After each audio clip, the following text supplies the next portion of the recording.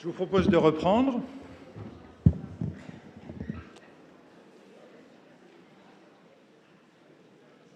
Pour écouter Gilles Philippe. Gilles Philippe est professeur à l'Université de Lausanne et c'est un linguiste, c'est un stylisticien. Donc il emploie le terme de style avec beaucoup plus de rigueur que ne le font les philosophes ou les sociologues, ou moi-même d'ailleurs. En tout cas, vous avez vu que pour Simmel ou pour Brock, bon, le style, ils sont très influencés par les travaux qui ont été faits en histoire de l'art, notamment ceux de Wölfflin. C'est ça qui les marque dans ce début du siècle. Et ils l'appliquent à la littérature, au fond, dans un sens assez lâche pour désigner la forme, encore que Brock, dont je parlais, tout ce livre, La mort de Virgile, c'est un monologue intérieur. Donc il y a un grand souci technique, mais c'est tout de même assez métaphorique. Alors, Gilles Philippe a écrit divers livres, dont un qui est très important, et c'est un peu à celui-là que je pensais en l'invitant à venir, intitulé « La langue littéraire, une histoire de la prose en France » de Gustave Flaubert à Claude Simon. Gros livre publié il y a quelques années avec Julien Piat, et qui est au fond une histoire du style dans la période récente. Mais il y a aussi ses travaux sur la période de la première moitié du siècle, et notamment sur le débat entre Proust et Albert Thibaudet sur le style de Flaubert. Donc, beaucoup de choses. Je lui avais demandé, initialement, lorsque je l'avais invité, je lui avais demandé s'il ne voudrait pas nous parler du style tardif de Marguerite Duras.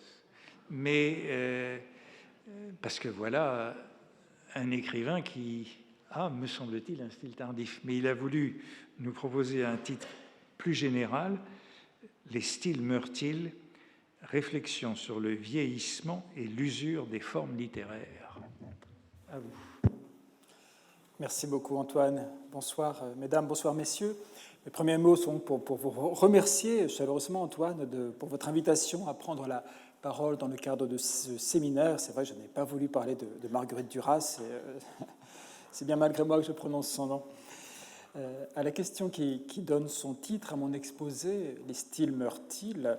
Je vais tenter de répondre donc sur la base de quelques réflexions sur l'usure et le vieillissement des formes littéraires qu'annonce cette fois le sous-titre de mon intervention. Vous parliez de Flaubert et de Thibaudet, les voici. Albert Thibaudet put dire en 1934 qu'il n'y aurait guère de sens à parler d'évolution stylistique avant Gustave Flaubert, qui le premier aurait voulu séparer la prose littéraire du français standard et proposer ce que Thibaudet appelle un français créé. Or, je cite Thibaudet, « L'expérience a montré que le français écrit, transcendé, risque de se démoder beaucoup plus vite que le français moyen. » Thibaudet reprenait l'adage « Durer, c'est changer », mais dès lors, durer, c'est d'abord s'user. En inventant la nouveauté, Flaubert aurait inventé l'usure. C'est prêter sans doute beaucoup à un seul homme, et l'on considérera peut-être plus largement qu'apparu dans le deuxième tiers du XIXe siècle, le terrorisme de la nouveauté rendit bien plus sensible à la possible usure des formes et poussa bien des écrivains, dont Flaubert peut-être, à se réinventer de livre en livre. Je procéderai ce soir en deux temps. Je me placerai d'abord assez brièvement sur un terrain principalement théorique, ce qui me donnera l'occasion d'évoquer la place que la question de l'usure a pu tenir dans l'historiographie des formes stylistiques. Et puis je commenterai tout simplement un texte pour me demander avec vous si les formes de ce texte étaient déjà usées au moment de sa parution. Notons d'abord que la question de l'usure, du vieillissement, voire de la fin ou de la mort des formes littéraires a été longtemps appréhendée du seul point de vue générique. Une formulation caricaturale est demeurée célèbre selon laquelle les genres littéraires auraient, je cite Ferdinand Brunetière, une existence comparable à la vôtre ou à la mienne, avec un commencement, un milieu et une fin. Et tout récemment, Margaret Cohen faisait à raison remarquer que l'historiographie littéraire était faussée par le fait qu'elle négligeait les modèles compositionnels, ou pour ma part rédactionnels, disparus, au profit de ceux qui ont perduré, les seuls pour lesquels la notion d'évolution est une pleine pertinence.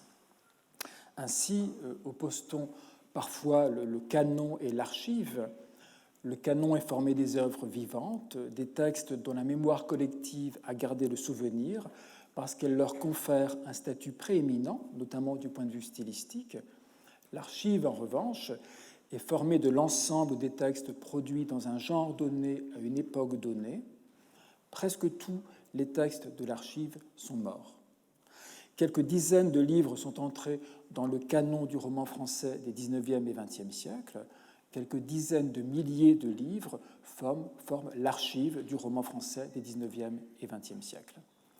Nous sommes tous supposés avoir lu Madame Bovary, nous ne sommes pas supposés avoir lu La Fanny d'Ernest Feydeau, autre roman d'adultère qui connut un an après celui de Flaubert, en 1858 donc, un succès comparable, voire supérieur, mais qui n'est plus aujourd'hui accessible que dans une remarquable mais coûteuse édition très savante. Encore un espace si mal, puisque la quasi-totalité des œuvres oubliées sont tout simplement, probablement, définitivement mortes. Comme Brunetière, les formalistes russes des années 1920 se sont principalement intéressés aux étapes que suivent l'évolution et le déclin des formes textuelles ou génériques, comme le récit ou le roman, ou des formes semi-génériques, comme les types de vers. Mais ils nous ont aussi fourni une première base pour l'analyse de l'usure stylistique, et l'on trouve d'intéressantes propositions chez Victor Shklovsky, mais surtout dans son sillage chez Yuri Tinianov, que je cite, l'usure, c'est lui qui souligne, l'usure d'un élément littéraire n'implique pas, dit-il, nécessairement sa disparition, seule sa fonction change, elle devient auxiliaire.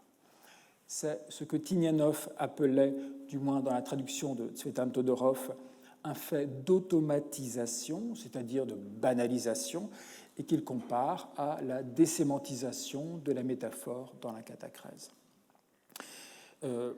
Ainsi pourrait-on peut-être dire avec plus de justesse qu'il y a littérarisation lorsqu'une option rédactionnelle perd peu à peu la saillance stylistique, la puissance expressive que lui conférait sa nouveauté.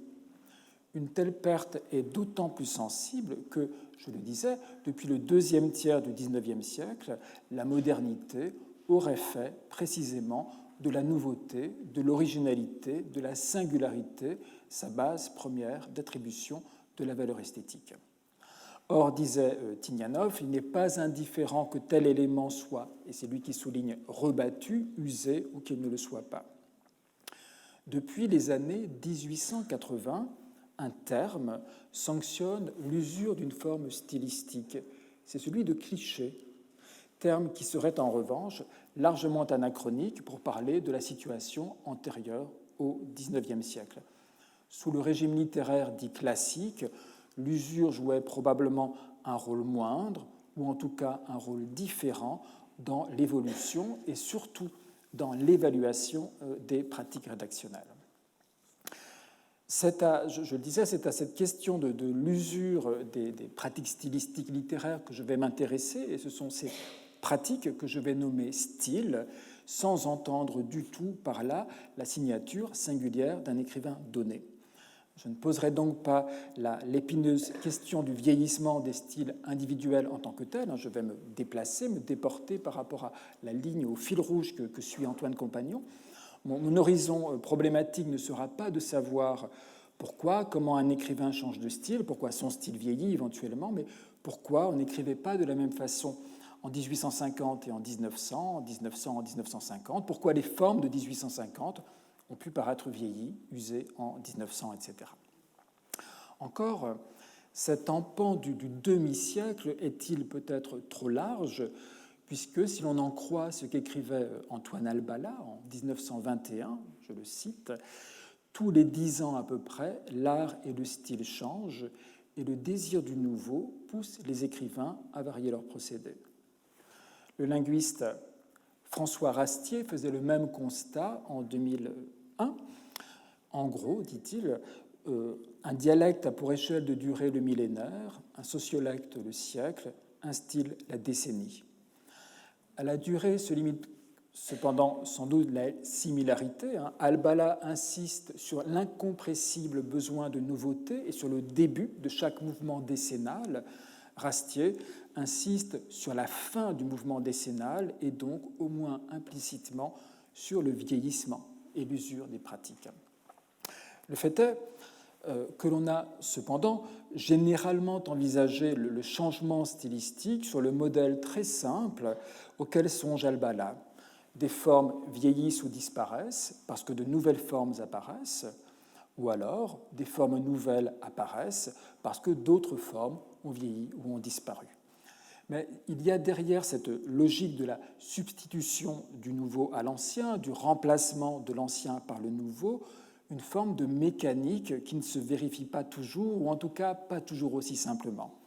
Des formes disparaissent, des formes apparaissent, mais ces dernières n'occupent pas nécessairement la même place dans le système. Cela peut arriver, bien sûr, ou plus ou moins. Je vais prendre un exemple simple que je ne vais pas illustrer, mais qui est facile à entendre. Les romans entièrement au présent n'ont émergé dans la littérature de langue française qu'aux alentours de 1900. Et cette émergence est en partie due à un vieillissement du binôme narratif traditionnel, passé simple imparfait, sur lequel je ne vais pas m'étendre. Mais la montée du présent ne saurait être pensée sur la seule base d'un remplacement mécanique sur une des places du système. D'un côté, parce que le récit au présent et le récit au passé simple ont cohabité, et cohabitent encore aujourd'hui. D'un autre côté, parce que la montée du présent ne doit pas être considérée isolément. Bien d'autres faits stylistiques bougent en même temps, car c'est la totalité du modèle romanesque qui bascule alors. Le présent n'a donc pas purement et simplement remplacé un passé simple parvenu à son point d'usure. C'est la modification générale du protocole romanesque qui fait advenir le présent. C'est l'usure générale du protocole romanesque jusqu'alors dominant qui a entraîné, mais c'est un autre phénomène, le vieillissement du passé simple. Il est, en effet, toujours prudent de penser séparément, d'une part, l'émergence, l'apparition des formes nouvelles, et d'autre part, l'usure des formes anciennes, faute de quoi, je le disais, on retomberait sur l'idée mécanique d'un pur et simple remplacement du mort par du vivant. Les formalistes russes, que j'évoquais tout à l'heure, ne semblent pas toujours avoir été assez prudents sur ce point. En 1928, Tinianov, toujours lui, et plus célèbre pour nous, Roman Jakobson, déclarait en effet ainsi « La mise en évidence des lois immanentes à l'histoire de la littérature ou de la langue permet de caractériser chaque substitution effective de système littéraire ou linguistique, mais elle n'explique pas le rythme de l'évolution ni la direction que celle-ci choisit lorsqu'on est en présence de plusieurs voies évolutives théoriquement possibles. » Dans les années 40, René Ouellec et Austin Warren étaient plus prudents. Je les cite. « Il faut discerner, et ce qui m'intéresse, qu'il distingue bien les deux processus, il faut discerner le déclin d'une convention ancienne et l'essor d'une convention nouvelle. Pourquoi ce changement de convention s'est-il produit à un moment précis ? Il s'agit d'un problème historique insoluble en termes généraux. Certains, pour le résoudre, avancent à l'hypothèse que l'évolution littéraire a atteint un stade d'épuisement qui exige l'apparition d'un code nouveau, mais cette théorie n'explique pas pourquoi l'évolution doit prendre telle direction plutôt que telle autre. Tous quatre, en tout cas, Tignanoff et Jacobson, Wellek et Warren, tous quatre estiment qu'il faut croiser plusieurs facteurs pour comprendre pourquoi cette forme s'est imposée à ce moment donné de l'histoire littéraire. Tous quatre donnent en outre privilège aux facteurs historiques externes à la littérature pour expliquer l'apparition des nouvelles pratiques. C'est parce que le monde où les sensibilités changent que les formes changent. Mais ils s'entendent aussi sur un autre point, c'est celui-là qui m'intéresse, c'est que l'usure des formes relève d'une sorte d'automaticité qui n'appelle pas le déploiement d'hypothèses complexes ou hasardeuses. Il s'agit cette fois d'un mécanisme interne à la littérature. Il serait dans la nature même des formes littéraires de s'user, de vieillir et peut-être aussi de mourir. Alors je vais suspendre ces remarques générales qui appelleraient bien des nuances, des compléments, des exemples, et je vais simplement vous lire un texte d'Émile Zola pour me demander si ce texte était déjà stylistiquement usé au moment de sa parution. Alors, on sera dans la dernière partie de la carrière de Zola, mais il est mort jeune, donc ce n'est pas un style de vieillesse, c'est encore un homme d'âge tout à fait, encore un homme tout à fait fringant. Pour mesurer en tout cas la possible usure de textes déjà anciens, nous ne pouvons bien évidemment pas nous en remettre à notre seul jugement de lectrice, de lecteur. Il nous faut d'une part croiser les données présentées par ce texte avec celles qu'offrent d'autres œuvres contemporaines, et l'ordinateur nous permettra par exemple de voir si tel ou tel trait stylistique est émergent, en plein rendement, déjà usé, désuet.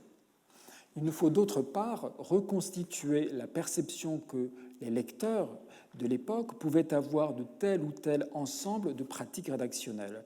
Leurs jugements ont en effet une importance majeure pour qui veut évaluer le rendement esthétique d'une pratique stylistique à une époque donnée et donc affiner le seul témoignage des relevés informatiques.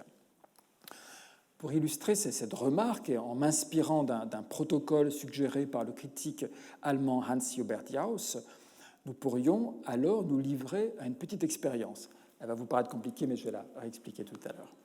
Nous pourrions imaginer la façon dont on percevait vers 1920 la possible désuétude ou la possible modernité stylistique d'un roman d'Émile Zola paru un quart de siècle plus tôt, vers 1895 donc, mais dont les pratiques rédactionnelles nous semblent, et surtout semblent à l'ordinateur, plutôt alignées sur le standard qui dominait un autre quart de siècle plus tôt, dans les années 1870 donc. Assurément, c'est un petit peu facile de prendre l'exemple de Zola, puisque peu d'écrivains ont été si tôt dans leur carrière, d'une part pleinement conscients que leur pratique stylistique était largement générationnelle, d'autre part et par conséquent que ces pratiques étaient appelées à s'user rapidement. Ainsi, vous le voyez à l'écran, Zola écrivait-il dès 1878 « Souvent, j'ai été pris d'un petit frisson en songeant que certaines phrases qui me plaisent tant à écrire aujourd'hui feront certainement sourire dans 100 ans. Le pis est que ma conviction a fini par être que le jargon de notre époque, cette partie du style purement de mode et qui doit vieillir, restera comme un des plus monstrueux jargons de la langue française. Tout cela nous prend tonnerre, nous trouvons cela exquis, c'est parfait. Seulement, que diront nos petits-neveux ? Leur façon de sentir aura changé et je suis convaincu qu'ils resteront stupéfaits en face de certaines de nos œuvres. Presque tout y aura vieilli. » On croirait lire cet adage que Jauss reprenait à André Gide, ce qui paraîtra bientôt le plus vieux, c'est ce qui aura d'abord paru le plus moderne. Les pratiques stylistiques auxquelles Zola songe ici, il s'agit, pour le dire vite, de celles que l'on rassemble sous l'étiquette d'écriture artiste ou d'impressionnisme littéraire. Ces pratiques, au moment où il écrit ceci, donc en 1978, étaient alors au sommet de leur rendement expressif. il dit, tout cela nous prend tonnerre, nous trouvons tout cela exquis et parfait. Mais le romancier apparaît bien optimiste lorsqu'il considère qu'il faudra attendre 2 générations, ses petits-neveux, voire 100 ans, un siècle, pour qu'on les trouve vieillis. Une seule génération suffirait peut-être même 10 ans, en tout cas une vingtaine d'années. Alors c'est ce que nous pourrons donc rapidement observer en parcourant un passage d'un des derniers romans d'Émile Zola, dernier par accident, parce qu'on serait dans la fin de la carrière, on est à la fin de la carrière, mais pas dans la fin de la vie de Zola.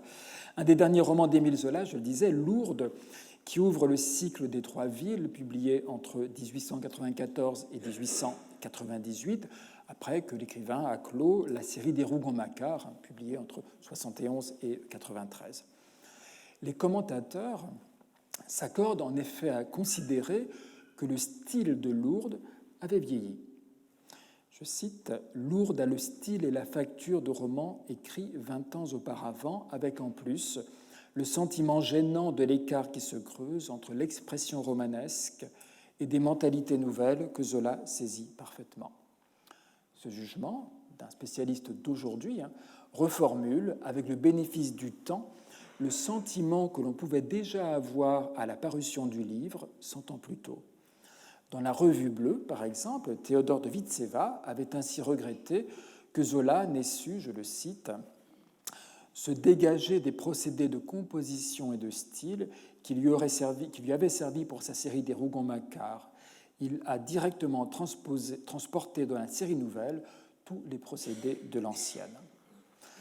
Mais comment expliquer un tel sentiment d'usure? Qu'est-ce qui, dans un texte, peut sembler usé? C'est ce que nous pourrions essayer de comprendre en parcourant 2 pages, prises ou plus ou moins prises au hasard dans Lourdes. Je vais vous lire ces pages. Sur leur droite, elle n'appelle pas de situation. Vous allez rapidement comprendre ce dont il s'agit, mais c'est assez statique. Sur leur droite, maintenant, le Gave coulait dans une gorge profonde, une sorte d'entaille où il s'engouffrait comme disparu parmi des arbustes. Mais parfois, on en revoyait une coulée claire, pareille à de l'argent mat. Plus loin, après un brusque détour, on le retrouvait élargi au travers d'une plaine, s'étalant en nappes vives qui devaient changer souvent de lit, car le sol de sable et de cailloux était raviné de toutes parts. Le soleil commençait à être brûlant, déjà haut dans le vaste ciel, dont le bleu limpide se fonçait d'un bord à l'autre de l'immense cirque des montagnes. Ce fut à ce détour de la route que Lourdes reparut, lointaine encore, aux yeux de Pierre et du docteur Chassaigne. Sous la splendide matinée, la ville blanchissait à l'horizon dans une poussière volante d'or et de pourpre, avec ses maisons, ses monuments de plus en plus distincts à chaque pas qui les en rapprochait. Et le docteur, sans parler, finit par montrer à son compagnon cette ville grandissante d'un geste large et triste, comme pour la prendre à témoin des histoires qu'il avait dites. C'était l'exemple s'évoquant dans l'éclatante lumière du jour. Déjà, on apercevait le brésillement de la grotte affaiblie à cette heure parmi les verdures, puis les travaux gigantesques s'étendaient, le quai en pierre de taille tout le long du Gave, dont on avait dû détourner le cours, le pont neuf qui reliait les nouveaux jardins au boulevard récemment ouvert, et les rampes colossales, et l'église massive du Rosaire, et la basilique élancée d'une grâce fière dominant tout.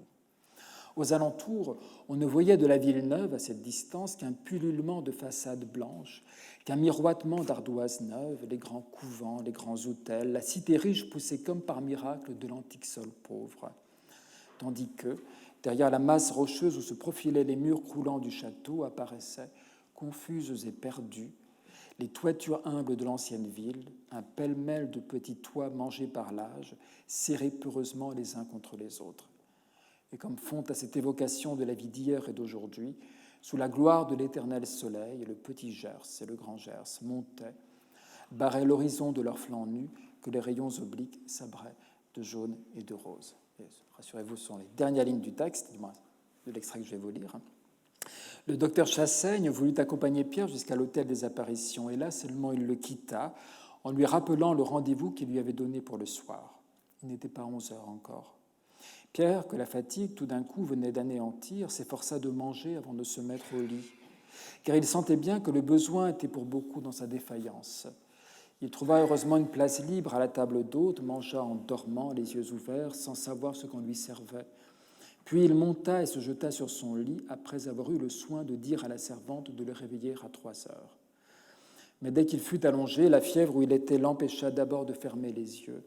Une paire de gants oubliés dans la chambre voisine lui avait rappelé M. de Guersin, parti avant le jour pour Gavarnie et qui devait n'être de retour que le soir. Quel heureux don que l'insouciance! Lui, maintenant, les membres morts de lassitude, l'esprit éperdu, était triste à mourir. Tout semblait tourner contre sa bonne volonté à reconquérir la foi de son enfance. L'aventure tragique du curé Péramal venait encore d'aggraver la révolte que lui avait laissée l'histoire de Bernadette, élue et martyre.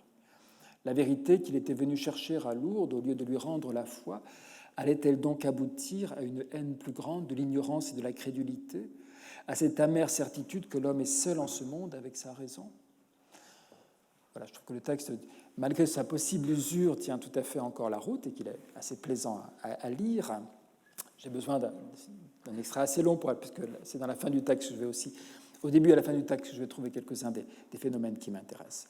Bref, je le disais tout à l'heure, vers 1900, on pouvait avoir ici le sentiment d'être face aux derniers éclats d'une prose typique de la seconde moitié du XIXe siècle, mais produite à un moment où celle-ci a atteint son point d'usure.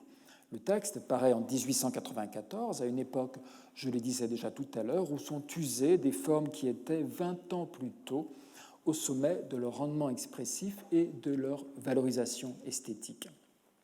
Le tournant des années 1900 fut en effet marqué par un rejet vigoureux des conventions usuelles de romans fortement charpentés du point de vue narratif. Nous l'avons vu, c'est par exemple l'époque où le présent commence à contester le privilège donné au binôme passé simple imparfait. Or, dès l'ouverture du passage, on reconnaît ici des habitudes romanesques typiques des années 1870. Les premiers paragraphes offrent ainsi ce que l'on appelle une description ambulatoire, c'est-à-dire un paysage présenté selon le regard de personnages qui se déplacent. On approche de Lourdes et Lourdes se précise au fur et à mesure que les pas des personnages les portent vers la ville. La chose avait pu sembler neuve du temps de Flaubert. On pense à Emma Bovary, arrivant en diligence à Rouen, on pense à Frédéric Moreau, remontant la Seine, mais le procédé, qui permet une meilleure intégration de la description dans le tissu romanesque, devait ensuite faire florès et se banaliser. Une collègue japonaise, Tomoko Hashimoto, m'a récemment appris d'ailleurs que le procédé que l'on appelle au cinéma un travelling subjectif, que le procédé allait bientôt faire sensation dans un film de 1897 parce que la caméra avait été fixée sur le devant d'une locomotive. Des États-Unis, la mode passa en Europe, si bien que vers 1910 déjà, le procédé n'était plus qu'un procédé. Il devait se faire plus discret, les spectateurs s'en étaient lassés, ils s'étaient usés. Comme chez Flaubert encore, le monde n'existe plus ici pour lui-même, mais en tant que phénomène apparaissant, par exemple, à un regard dépersonnalisé par le « on ». Vous y avez peut-être été sensible dans le texte. On en revoyait, on le retrouvait, on ne voyait, etc.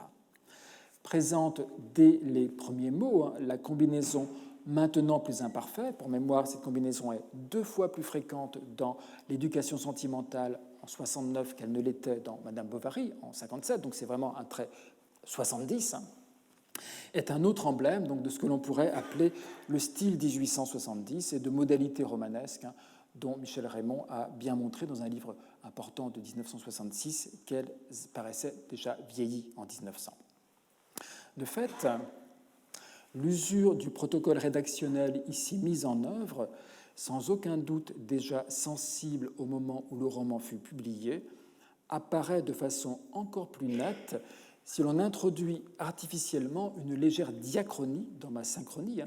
Bref, si l'on se demande, c'était l'expérience que je vous proposais et que je vous propose à nouveau, bref, si l'on se demande comment le lectorat des années 1920 pouvait percevoir une prose parue dans les années 1890, mais qui conservait, nous dit l'ordinateur, nous disent les chiffres de nos corpus informatisés, mais qui conservait les conventions des années 1870. On notera tout d'abord et tout simplement qu'avec une moyenne de 26 mots, la phrase va à contre-courant ou résiste au mouvement qui, vers 1900, valorise la phrase brève. Bien sûr, l'analyse chiffrée est ici un peu biaisée par le fait que le texte est en partie descriptif, ce qui entraîne souvent des phrases plus longues, mais Étienne Brunet a bien montré, il y a déjà longtemps, que la phrase de Zola tendait à s'allonger à partir de 1880 selon une tendance exactement inverse d'un privilège de plus en plus vivement accordé à la brièveté. Bref, il allonge sa phrase au moment où la phrase longue commence à être usée. De manière plus générale encore, Brunet remarquait que, d'un point de vue grammatical, je le cite, « Après Zola, la littérature française rebrousse chemin », ce qui n'est qu'une autre façon de signaler la rapide usure du moule phrastique zolien. Pauvre Zola qui était très préoccupé de son usure. Si l'on observe les données d'un point de vue cette fois plus qualitatif et moins quantitatif, on voit d'ailleurs que ce moule n'est pas particulièrement zolien. Il s'agit tout simplement de ce que l'on pourrait appeler par commodité le moule phrastique post-flaubertien, caractérisé par le faible recours à la subordination, par un jeu rythmique sur les éléments mobiles, les appositions, les circonstanciels, etc. Cependant, en comparaison avec Flaubert ou avec certaines pages des Rougon-Macquart, on notera que le jeu est ici stylistiquement assez peu ambitieux, ce qui donne le sentiment d'être face à la version ternie d'un modèle de belle phrase qui n'est plus perçu comme particulièrement flaubertien, en tout cas plus perçu comme particulièrement neuf, mais comme relevant simplement de la belle prose romanesque stabilisée. Le fait même que Zola ne travaille pas tellement cet aspect montre que lui-même est sensible sans doute à une forme d'usure. L'usure stylistique du texte apparaît également quand on met en regard certains observables plus précis encore avec les pratiques et les valeurs du tout début du XXe siècle en France. Je ne retiendrai ici que 3, assez brièvement, ce seront mes indices 2, 3 et 4. Le premier est le discours indirect libre dont on considérait qu'il formait la signature rédactionnelle la plus évidente de Zola. C'est même autour d'exemples empruntés aux romanciers, et notamment empruntés à Lourdes, que la catégorie fut inventée aux environs de 1900. On en trouve quelques segments à la toute fin de l'extrait, c'est pour ça que j'ai dû prendre un extrait assez long. Quel heureux donc que l'insouciance, la vérité qu'il était venu chercher à Lourdes, au lieu de lui rendre la foi, allait-elle donc aboutir à une haine plus grande de l'ignorance et de la crédulité, à cette amère certitude que l'homme est seul en ce monde avec sa raison ? L'exclamation et la question transposent fort probablement des réflexions du personnage ici désigné à la troisième personne. Mais cet emploi de l'indirect libre peut sembler bien timide en comparaison des prouesses auxquelles Zola s'était livré dans l'Assommoir en 1876-77. Et cette timidité des derniers romans de Zola peut laisser supposer que l'écrivain lui-même était conscient d'avoir porté à son point d'usure une forme qui avait essaimé dans toute la littérature de son temps et même dans toute l'Europe. On ne tarderait d'ailleurs pas à lui reprocher d'avoir ôté à la forme tout rendement expressif. Zola la schématise et en abuse, et c'est maintenant un cliché courant de syntaxe littéraire, écrivait ainsi le grand linguiste suisse Charles Bailly en 1922. En 1913, Théodore Kalepki, le premier théoricien du discours indirect libre, qui a même bâti sa théorie à partir d'exemples de Lourdes, avait déjà noté l'usure de la forme, concluant, je le cite, qu'un usage trop fréquent affaiblit l'effet des procédés stylistiques. En 1926, dans le premier livre consacré au style indirect libre, Marguerite Lips, à Genève, serait encore plus sévère. Zola abuse du style indirect libre. Le style indirect libre a pris chez lui une régularité quasi automatique qui engendre souvent la monotonie. Bref, un fort sentiment d'usure vers 1910-1920 d'un procédé qui, dans les années 70, était encore tout neuf, et avec un rendement expressif encore plein. Vers 1900, je le disais, l'usure d'une forme est évaluée par un terme que j'ai prononcé tout à l'heure et qu'on vient de lire sous la plume de Charles Bailly, c'est le mot de cliché. C'est peu dire que tous communiaient alors dans le mépris pour ce qui était considéré comme la seule faute stylistique impardonnable, le cliché. Sans doute, la combinaison maintenant plus imparfaite, que j'évoquais tout à l'heure, relevait-elle déjà du cliché en 1895. Lui, maintenant, vous vous souvenez du texte, lui, maintenant, les membres morts de lassitude, l'esprit éperdu, était triste à mourir. Lui, maintenant, était triste à mourir. Mais le terme de cliché s'employait alors tout particulièrement pour les épithètes. Or, plusieurs appariements substantifs, adjectifs de l'extrait auraient pu prendre place dans la liste des combinaisons clichés qu'Antoine Albala donnerait bientôt, en 1899, 4 ans plus tard, dans L'Art d'écrire. Dans le texte, gorge profonde, vaste ciel, bleu limpide, splendide matinée, éclatante lumière, mur croulant, éternel soleil, aventure tragique, amère certitude, etc. Les ordinateurs nous apprennent en outre que Zola recourt plus volontiers à l'adjectif que les autres romanciers de sa génération et surtout que les romanciers qui vont le suivre une demi-génération plus tard. Alors que la catégorie, je le disais à l'instant, la méfiance envers cette catégorie de mots ne devait cesser de monter jusqu'à atteindre un sommet, sans doute au début des années 1920. Zola conserve cependant, des années 70, un procédé de contournement de l'épithète qui consiste à remplacer la mention de l'objet par un substantif correspondant à l'une de ses qualités. Exemple tout simple, on n'a pas dans ce texte-là, mais ce n'est pas vrai pour l'ensemble du roman, des exemples très spectaculaires. Exemple, donc, parmi les verdures, que nous avions tout à l'heure. Mais surtout, un principe qui consiste à substantiver, à transformer en nom, l'élément caractérisant pour le mettre en tête d'un groupe dont le référent devient le complément. C'est difficile à expliquer, mais c'est facile à voir sur l'exemple. Sous la gloire de l'éternel soleil, avions-nous dans le texte, vaut ici pour sous l'éternel soleil glorieux. Et un principe proche explique le brésillement de la grotte, un pullulement de façades blanches, donc des façades blanches qui pullulaient, un miroitement d'ardoises neuves, des ardoises neuves miroitantes ou éclatantes, un pêle-mêle de petits toits, etc. Or, ce procédé favori de l'écriture impressionniste, dont Maupassant se moquait déjà en 1888, s'est tellement répandu dans la prose romanesque que Charles Bailly pouvait, en 1921, le considérer comme condamné. Au début du XXe siècle, en effet, constate Bailly, ce procédé est usé, il est mort. C'est pas aussi vrai que ça, mais peu importe. Et c'est un autre procédé moins radical d'évitement de l'épithète qui s'impose, c'est ce qu'on appelle le génitif de caractérisation. Il aurait ici donné, par exemple, sous l'éternel soleil de gloire, donc je rappelle la forme standard, c'est sous l'éternel soleil glorieux, la forme de Zola, c'est sous la gloire de l'éternel soleil, la forme 1910, mais qu'il n'utilise pas, ou extrêmement peu, c'est sous l'éternel soleil de gloire. Zola n'utilise pas cette variante moins datée qui atteint un sommet vers 1910-1920.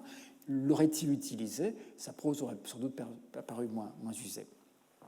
Une seule phrase, peut-être, témoigne d'une concession à l'ère du temps. La voici, elle vous a peut-être frappé à la lecture. C'était l'exemple s'évoquant dans l'éclatante lumière du jour. Par son abstraction, par son contenu, cette phrase ne manque pas de prendre une éventuellement légère couleur symboliste. La thématique de l'évocation, le terme apparaît d'ailleurs ailleurs dans le texte, est en effet une des clés d'un mouvement littéraire qui, dès le début des années 1880, commençait à récuser le positivisme dont se réclamait entre autres le naturalisme de Zola. Or, évoquer n'apparaît jamais à la forme pronominale, s'évoquer, dans les 13 premiers volumes des Rougon-Macquart. Une première occurrence apparaît isolément dans l'œuvre en 1886, mais s'évoquer pour surgir à l'esprit, donc, s'impose surtout dans les tout derniers volumes du cycle.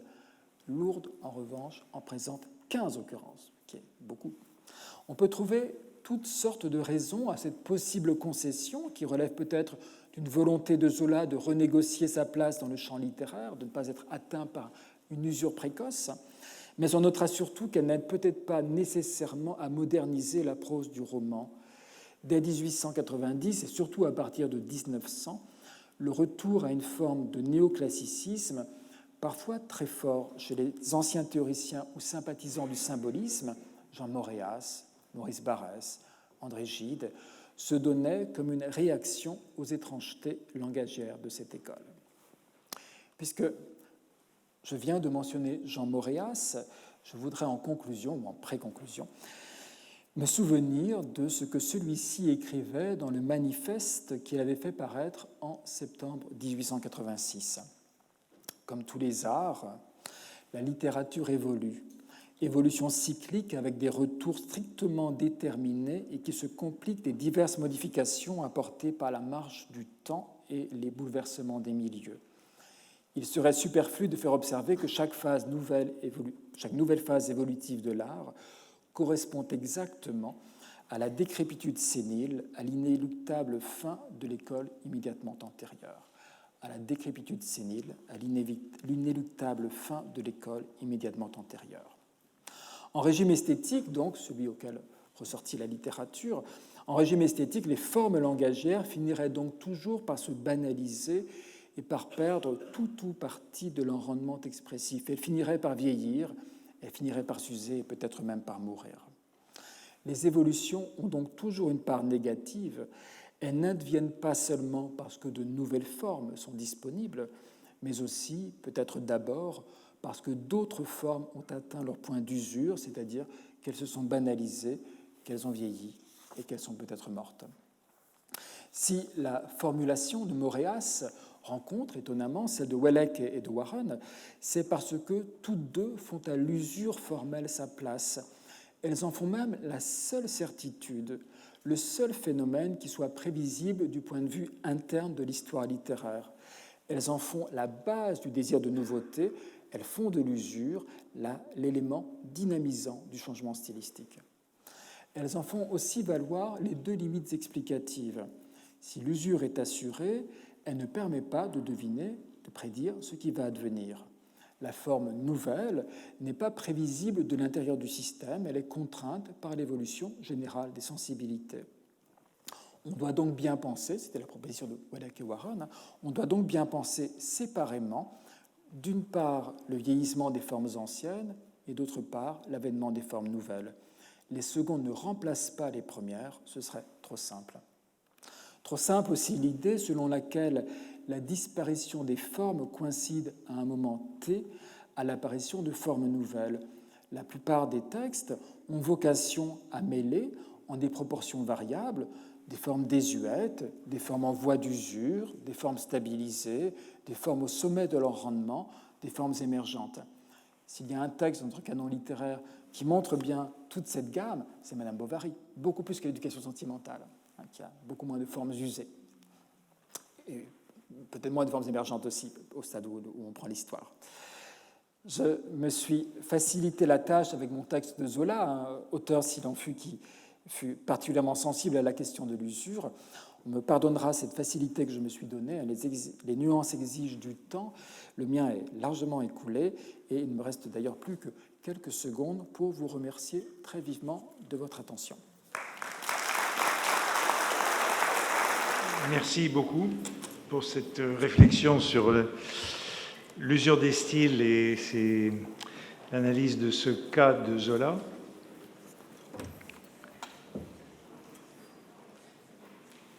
Il y a pas mal de questions que j'aimerais poser. Peut-être la première, est-ce qu'il y a des formes qui ne meurent pas ?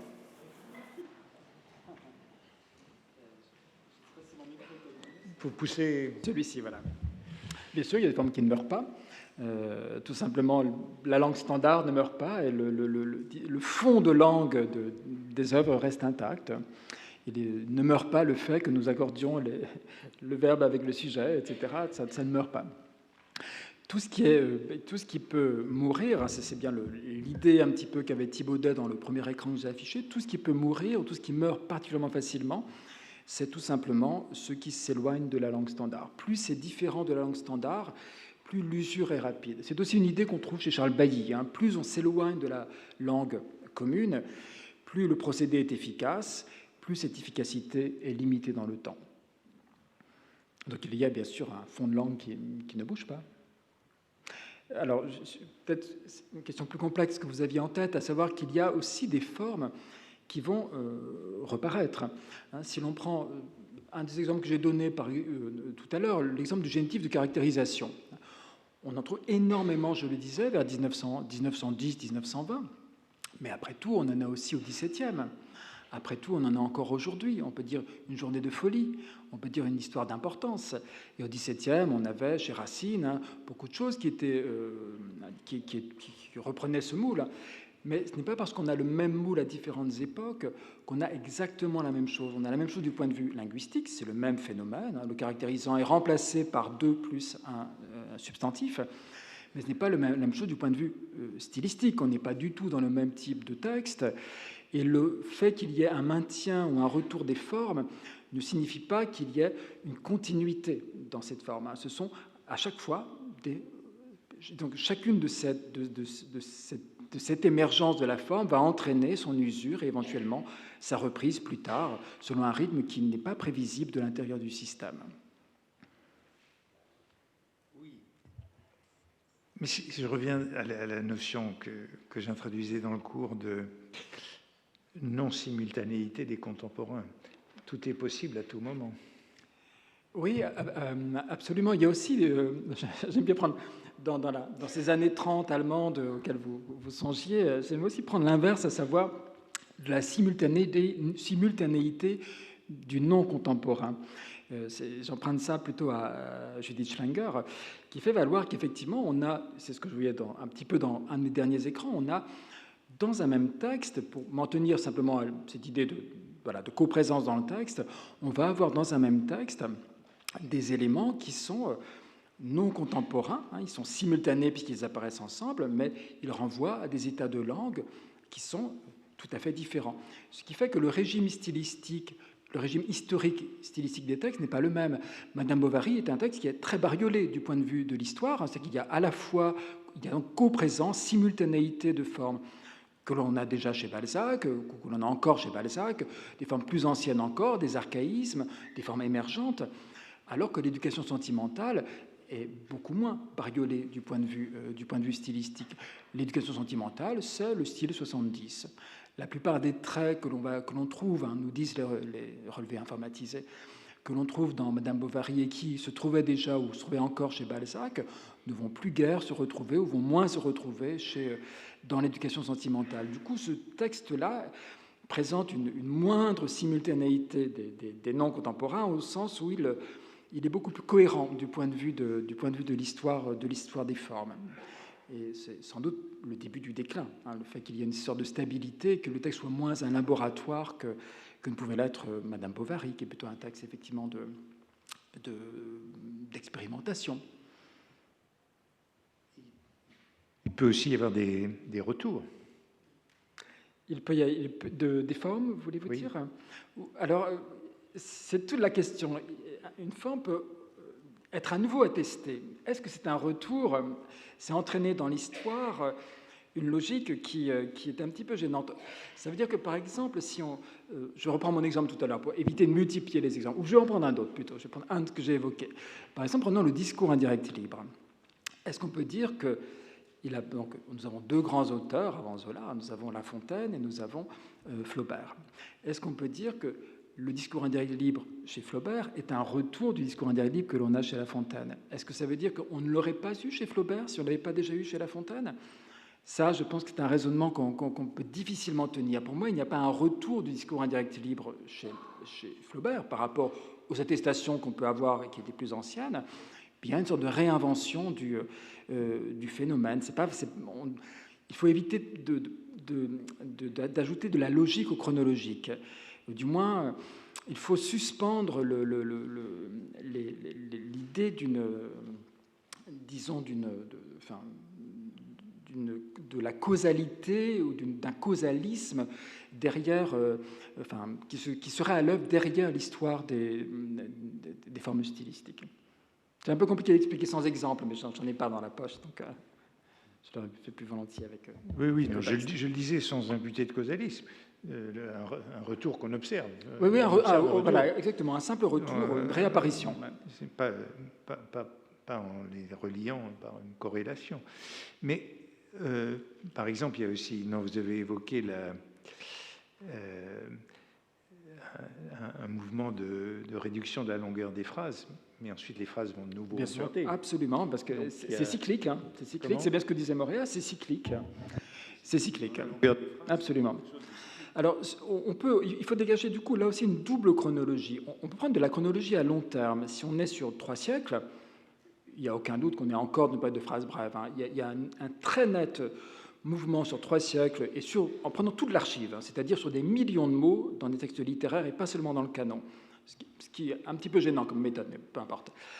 On a quand même un mouvement très net de réduction logique, progressive de la phrase, de la longueur de la phrase, et même, figurez-vous, de la longueur des mots, hein, entre le XVIIIe et la fin du XXe siècle. Les mots sont plus courts, hein, et deviennent de plus en plus courts au fur et à mesure qu'on avance dans le temps. Ça ne veut pas dire que cette chronologie est linéaire. Cette chronologie est une chronologie que l'on peut considérer de très loin, mais dans les faits plus précis, on va avoir une périodisation interne avec un retour de la phrase longue au fur et à mesure, ou de la phrase mi-longue, on n'est pas forcément dans du Claude Simon, hein, au fur et à mesure qu'il y a un sentiment de lassitude face à la phrase brève. Ça n'empêche pas, donc on va avoir en gros 2 voire 3 types de mouvements chronologiques que l'on est obligé de croiser et qui complexifient un petit peu l'analyse et qui font surtout qu'on ne peut pas laisser les ordinateurs tout seuls décider pour nous de la façon dont les phénomènes évoluent. Question, alors appelée par votre allusion à l'ordinateur. Bon, Étienne Brunet, c'était très ancien. Oui, vous très ancien. Cité. Est-ce que dans vos analyses, il y a plus qu'Étienne Brunet aujourd'hui? Ah oui, alors maintenant, le problème maintenant, c'est on croule sous les corpus et les chiffres. Brunet est pratique parce que Brunet émet des hypothèses. Il a même une hypothèse sur le vieillissement individuel du style, hein, qui pourrait vous intéresser. Brunet dit, sur la base de 3 corpus d'auteurs, j'aime bien Brunet parce qu'il est le seul à avoir travaillé sur Zola. C'est pour ça que c'était ma référence aujourd'hui.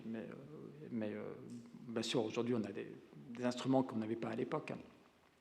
Brunet dit, par exemple, que plus un auteur vieillit, moins, c'est tout à fait contre-intuitif, moins il utilise de substantifs et plus il utilise de verbes et de mots grammaticaux, ce qui va d'ailleurs un petit peu dans le sens d'une des citations que vous donniez tout à l'heure. Il dit ça comme une pure hypothèse sur la base de 3 corpus, Giraudoux, Chateaubriand et Proust, je crois, puisque c'est à l'occasion du travail sur Proust où il dit qu'on peut savoir dans la recherche quels sont les textes les plus tardivement écrits, hein, puisqu'il faut regarder la densité, le ratio entre verbes et substantifs. Donc aujourd'hui, on travaille bien sûr avec des hypothèses qui sont beaucoup plus larges, mais qui posent des problèmes méthodologiques énormes. Hein. On sait bien que toute cette stylistique de corpus est aujourd'hui très en débat et que les résultats que l'on obtient, notamment sur l'archive, sont vraiment des résultats dont on ne sait pas du tout comment les interpréter. Et le type de questions qu'on doit poser à 6 millions de mots est vraiment gigantesque. Et on n'a pas encore assez de recul par rapport, je dirais, à ces options méthodologiques pour être sûr de la justesse des résultats. Je reste très prudent. Brunet, ce que j'aime bien, c'est qu'il est très prudent. Il travaille sur peu de mots et sur des cas d'auteurs. Donc, il est facilement utilisable, sans que le biais méthodologique soit vraiment à repenser à chaque fois. Et que dire du plaisir que l'on prend à lire ces formes usées?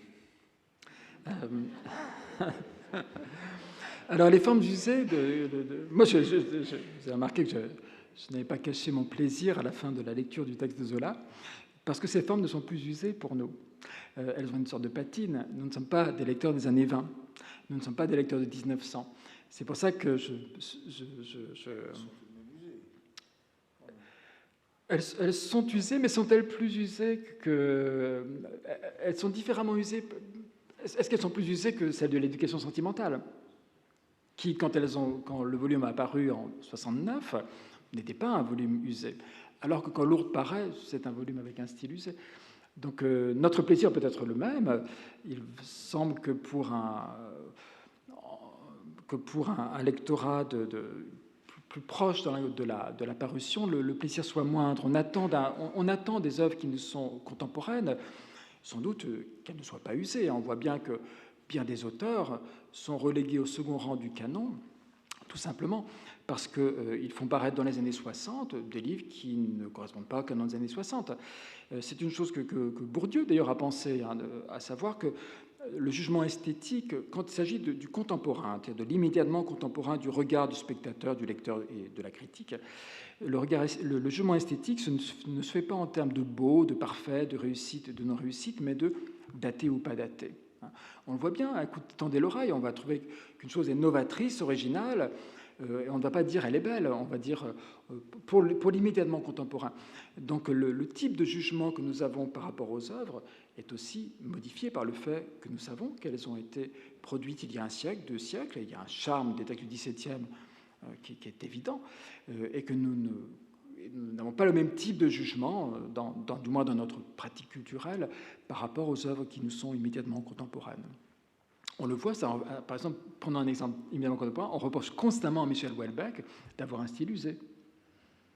Constamment. Même si reproché. Ah, je ne le savais pas.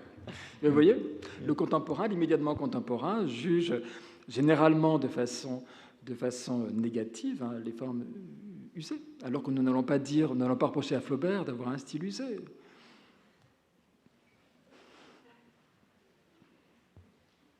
Zola n'a pas de style de vieillesse. Donc... non, il est mort trop jeune pour en avoir un. Comment ? Il est mort trop jeune pour avoir un style de vieillesse. Il est mort trop jeune, mais comme disent les analyses, il aurait pu déjà avoir un style de vieillesse à l'époque de l'homme. Il aurait pu. En même temps, le style de vieillesse au sens de Saïd, ça veut dire... Comment ?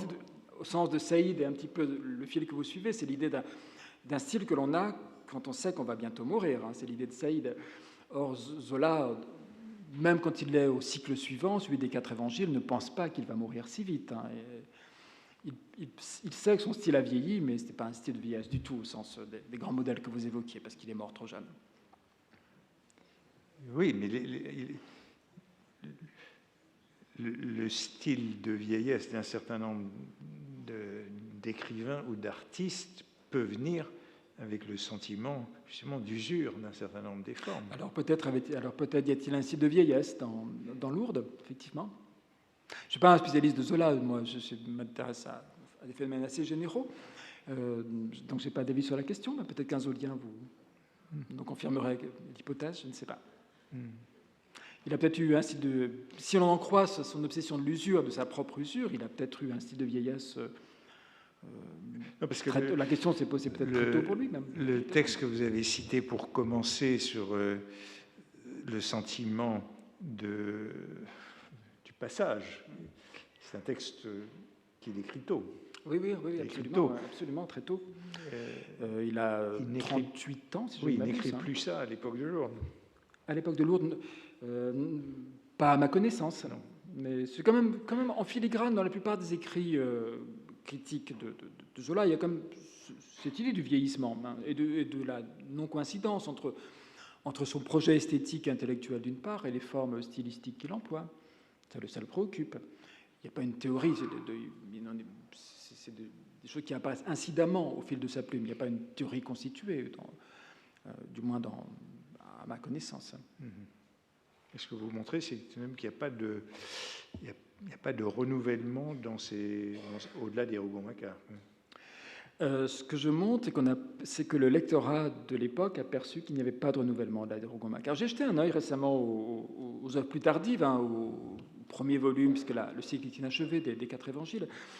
On voit disparaître quand même des traits qui, sans doute, que j'ai évoqués, hein, ces fameux traits de contournement de l'adjectif, et aussi le discours indirect libre. On le voit comme refluer un petit peu, hein, comme s'il y avait chez Zola l'idée que ces formes ne sont plus, elles sont plus disponibles, momentanément en tout cas. Je n'ai pas remarqué qu'il trouve quoi que ce soit pour, disons, renouveler son style, à part des phénomènes qui sont de l'ordre du lexique, un petit peu comme le s'évoquer que je mentionnais tout à l'heure. Donc il y a des trouvailles lexicales qu'il va, disons, peut-être plus solliciter, mais il n'y a pas de phénomène massif au-delà il reprend en gros une sorte de prose en la rendant un petit peu moins années 70 que dans les 3 villes. Mais non, il n'y a pas vraiment un fort renouvellement. Et s'évoquer pronominal, il vient d'où? Alors, c'est sur la question des origines. Je ne sais pas s'il vient de quelque part, mais il est utilisé dans les années. Ah oui, il est attesté. Il est attesté. Il est attesté. Simplement, c'est toujours le problème des attestations, et notamment le problème de ce que nous livrent les ordinateurs. Il est attesté. Est-ce que ça veut dire que le fait qu'il soit attesté dans les années, mettons, 80, explique qu'il apparaisse à partir de 86 chez Zola? Après tout, Zola a tout simplement pu l'inventer. Est-ce qu'on peut... C'est pas parce qu'il y a que la forme préexiste que les occurrences postérieures sont redevables des premières attestations. C'est toujours le problème et toujours la résistance que l'on doit avoir à introduire de la causalité dans la successivité. On peut le faire, et parfois il faut le faire, mais tant qu'on n'a pas d'assurance, il vaut mieux être prudent. Du coup, je ne sais pas d'où ça vient, mais c'est attesté. Même si attesté chez qui, par exemple? Je n'ai plus en tête. Non, j'ai plus en tête. Je crois que le TLF donne des exemples de Zola. Oui. Mais c'est attesté, oui. Oui. C'est attesté. Mais peut-être pas dans le canon, mais bon. Je peux vous retrouver ça sans difficulté. Non, je ne sais pas si ça pourrait venir des Goncourt, ou je sais pas. Ça fait très. Alors, les pronominaux, hein, les tournures pronominales sont typiquement années 70. Ce qui m'intéressait ici, c'est qu'on n'a pas ce tour dans le début des Rougon-Macquart, on l'a à peine dans la fin des Rougon-Macquart et qu'on l'a beaucoup dans les trois villes. Mais les tours pronominaux, le suremploi des tours pronominaux avec des verbes dont le programme syntaxique n'appelle pas normalement la construction pronominale, est typiquement années 70.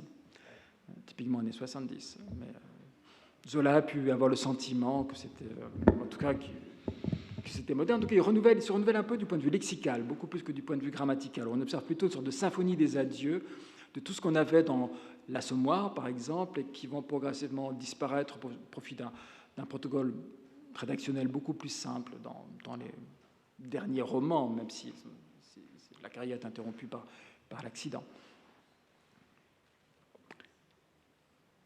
Eh bien, merci beaucoup. Merci à vous.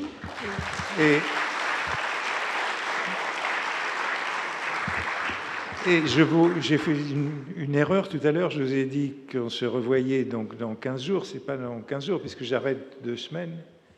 Donc, ça doit être le 25. Hein, le 25 février, dans le prochain cours. Peut-être avec Rancé, je n'en sais rien.